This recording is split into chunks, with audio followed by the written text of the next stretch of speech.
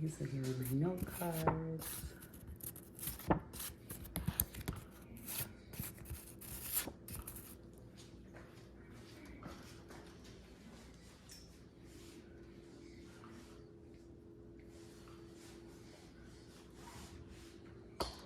Oh, you leave.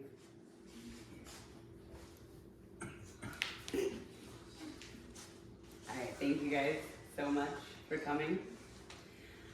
Nausea, heartburn, indigestion, upset stomach, diarrhea. This famous line from Pepto-Bismol refers to physical discomfort that's usually associated with physical illness. But all of these symptoms can show up in a person experiencing mental illness.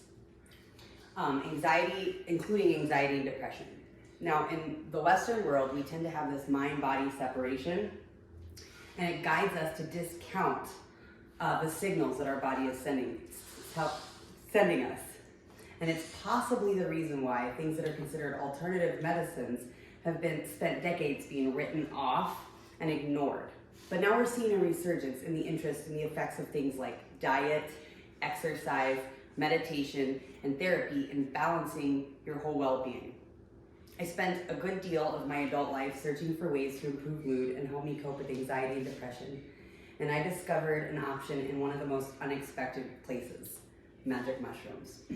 Before I had heard about the therapeutic benefits of psilocybin, my mind classified it as another terrifying substance with little to no beneficial properties.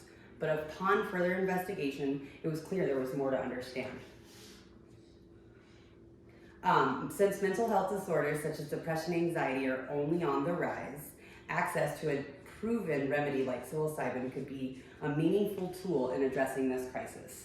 Before we get a better understanding of how psilocybin has proven what it can do, let's take a deeper look at what physical manifestations of unchecked mental health disorders can look like. According to an article published by WebMD on March 29, 2021, and medically reviewed by Dan Brennan, MD, depression has been linked to many chronic illnesses. These illnesses include diabetes, asthma, cancer, cardiovascular disease, and arthritis. Likewise, anxiety issues can come with sleep issues as well. There's a myriad of physical maladies that can occur when a person experiences mental health problems. Personally, I've experienced episodes of depression and anxiety throughout my whole life. Both of them have been coupled with physical symptoms as well. When I was depressed, it came with fatigue, weight gain, and sluggishness. When I was anxious almost every single day of my life, that was also coupled with shortness of breath. My heart would beat faster, my palms would get sweaty, I felt nauseous, and I would even throw up on a regular basis. It was only after I addressed my own mental health issues that I realized what was actually going on there.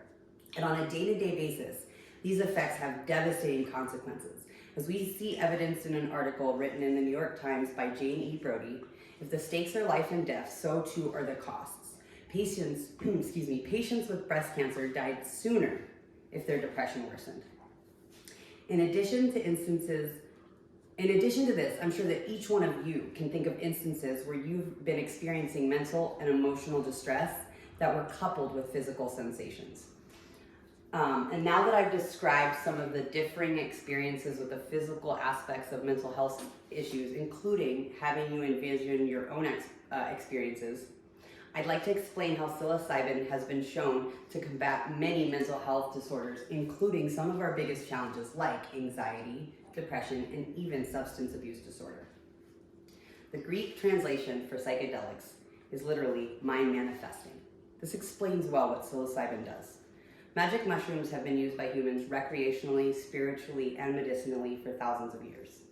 But just a few decades ago, as stated in the article titled "The Therapeutic Potential of Psilocybin," written by Henry Lowe, published in Molecules on January 1st, 2021, its use was largely associated with the hippie counterculture, which in turn resulted in a growing and still lingering negative stigmatization for psychedelics. But this powerful healing fungi is unlike any other form of traditional Western medicine. It addresses the which those just address the symptoms, where psilocybin is designed to get at the root cause of mental struggles. From a technical standpoint, first, psilocybin, once enters the body, becomes psilocin, which binds to serotonin receptors. Those are responsible for the release of neurotransmitter chemicals related to really important functions like mood, appetite, cognition, anxiety, imagination, learning, memory, perception. Also, when taking psilocybin, this increases the visual cortex of the brain and it decreases the area of the brain responsible for ego.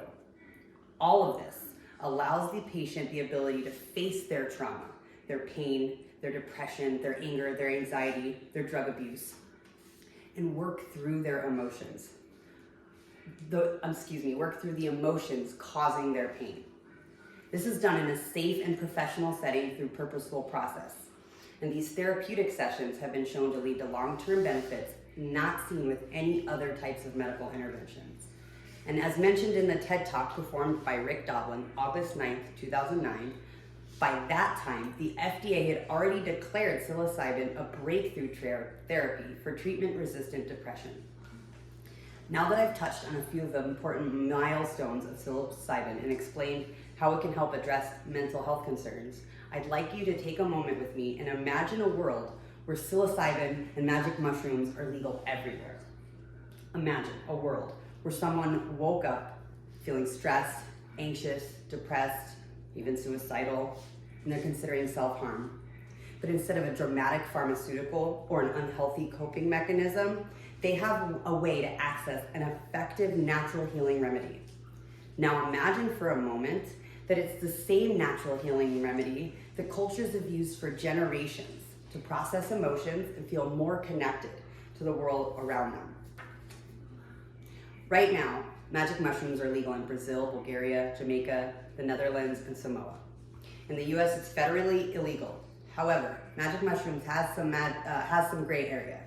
It's legal for research in Connecticut and Texas, and it's actually decriminalized in cities like Ann Arbor, Denver, Oakland, Seattle, and that's it. And it's also on the ballot for legalization in California and Colorado. Imagine if magic mushrooms takes a similar path to marijuana. We'll have access to this healing wonder substance both for spiritual, medicinal, and recreational purposes. Living in a world where a once shunned Schedule I narcotic is loved for its incredible healing properties is what I imagine a world where magic mushrooms are legalized to be. With disorders like anxiety and depression hurting millions, both mentally and physically, making psilocybin legal would go a long way to ease these pains. I hope that today you will reconsider any negative bias you may have held about psychedelics, specifically psilocybin. And may you take some time to investigate for yourself the incredible properties of the misunderstood magic mushrooms. And when those ballot initiatives do inevitably come out, just vote yes to legalize psilocybin. Today, I'd like to leave you with a quote from Dr. Stanislav Grof. Psychedelics are to the study of the mind what microscope is to biology and the telescope is to astronomy. Thank you so much. Have a great day. And then show the audience one more time, please.